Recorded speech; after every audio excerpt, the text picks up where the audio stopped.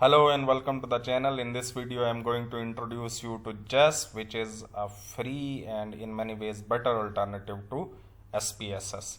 SPSS is one of the most widely used software packages around the world in academia that faculty members as well as students use to conduct their research data analysis. However, SPSS has many problems, the first of which is that it is not free and it is quite expensive. Second, its user interface is quite complex and it is aesthetically not much pleasing. As you can see that to conduct a simple analysis, for example, descriptive analysis on some variable, I have to go through a lot of steps. I will first choose analyze, then choose the desired group of analyses, that is descriptive statistics, then I will choose descriptives, and then I will select my variable, go to options and tick the analyses I want to be conducted, and then press continue and then OK. And once I have pressed OK, I will be directed to another window, which is the output window. I will have to continuously switch between output and data windows to conduct my analysis and see my data as well as analysis. And after conducting a few analyses, the output becomes very messy. For example, if I conduct another analysis, say some simple bivariate correlation between two variables, age and experience, that is not a very meaningful analysis to conduct, but I am doing it just for the purpose of demonstration. Okay, I will again have to choose, I have to make choices and then press many buttons, and then I will be directed to output window again. After conducting a few analyses, it becomes really hard to locate your desired output. And if you are able to locate your desired output, then other problems start. I can, although, copy the output from here and paste it into a Word file, but it is not easy to edit this output. And I will have to put in a lot of effort to edit this output. Now, keeping all these problems in mind, let's see how JASP works. But before I show you JASP, I want to show you how to download JASP. It is very easy. You can simply go to Google and type download JASP. You will be directed to its site, and then you can choose to download the right file for your operating system. You can it is available for Windows as well as Mac. As I have already downloaded and installed JASP, I am not going to download it here. You can simply click this button and the file will be downloaded. You will have to double click it and follow the instructions to install it. The process is quite simple. Once you have JASP installed, you can open it and you can see that in comparison with SPSS, its user interface is quite pleasing.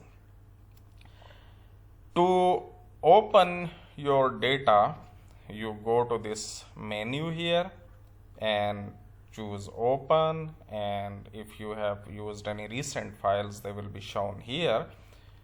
But if you have not used any recent files or want to choose another file, you can go to the folder you have your file in. I will go to desktop and choose this data set from here. As you can see, it is an SPSS file, but JASP is able to read SPSS files. That is another good thing about JASP. whether you have your data in Excel file or a CSV file or SPSS file, you can open it in JASP. Okay. And as soon as I have chosen that file, it is immediately opened. As you might have noticed, data takes a lot of time to load into SPSS. So JASP is a lot quicker than SPSS as well. Once I have my data here, I can choose to change the scale. For example, this item is currently in ordinal scale. I can choose, I can change it into scale data. Let me change a few items or variables to scale so that I can perform some analysis on it. Okay. Now, instead of having to choose from multiple menus, you can simply choose the desired analysis from here. These buttons are there. There is no analyze option, and then you do not have to go to further groups to choose your desired analysis. If I want to conduct descriptive analysis, I will just click this descriptive analysis. Okay. And then I can choose the variable I want this analysis performed on, and it will immediately be shown on the right side. This is the output window. This is your, in this video you can make your choices. Now, I can choose the statistics I want to show. For example, I can choose median, I can choose skewness, and I can choose interquartile range, whatever I want. And you see, as soon as I make a choice, it is immediately added to the output. Okay. If I have conducted one analysis, I can move to conducting another analysis. For example, now I want to check correlation between two variables. I will go to this regression and choose correlation, and I want to see correlation between these two variables, age and experience. Again, this is not a meaningful analysis to conduct, but I am doing it just for the purpose of demonstration. And another output is interesting thing to see here is that after conducting the new analysis, my old output has not vanished. It is there. I can move back to that tab, Descriptive Statistics, and I will again be shown that output. Okay. If I conduct another analysis, for example, I want to conduct reliability analysis, I will say choose these 5 items and conduct the reliability analysis. Another output will be added here. Okay. As you can see, by default it gives McDonald's W for reliability analysis, and McDonald's W is a better measure of internal consistency than Cron-Bosch's alpha. Cron-Bosch's SPSS only shows Cron-Bosch alpha value. It does not have the ability to show McDonald's W or any other measure of internal consistency. But in JASP there are many different measures available. You can choose McDonald's W, Cron-Bosch's alpha, Gutmann's lambda 2 or lambda 6, or greatest lower bound, whatever you want. And you keep making choices, and it will keep adding those analyses to your output. Okay. And moving between data and output is also very easy. If you click this arrow here, you will be shown your data. And if you click this arrow on the right side, you will again be shown the output. You can also adjust the width of this output window. You can choose to maximize it, and then you can choose to change its size. For example, I want it to be like this. I can move it here, I can move it this way, whatever I want.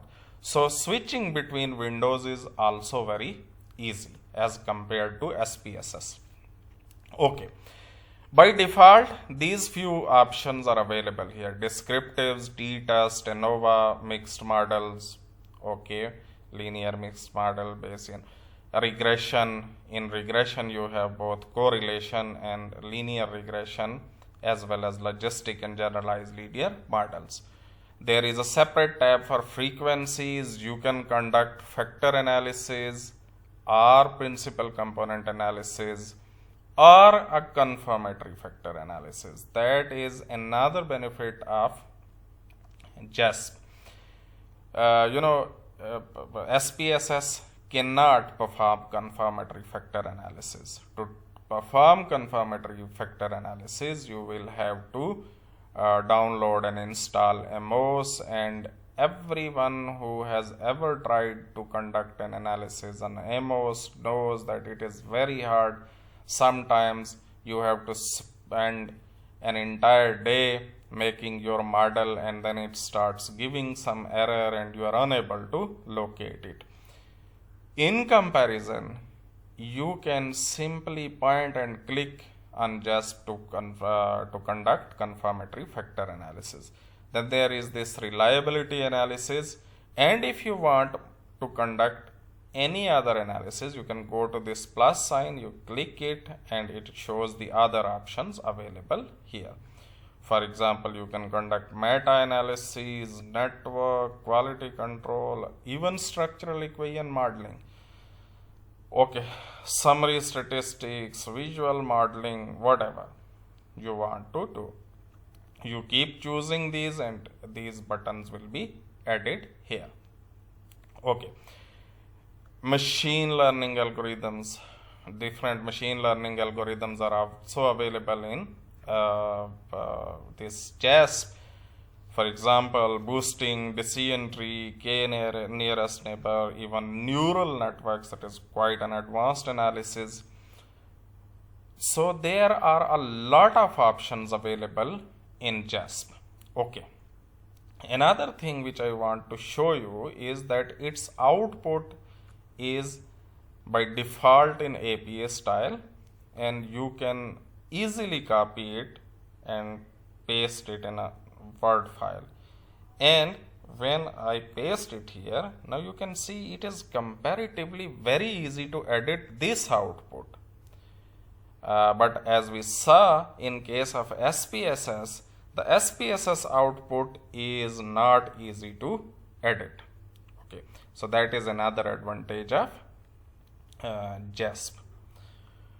Okay, and finally, if you may have noticed, another benefit of JASP is that it offers both classical as well as Bayesian analysis.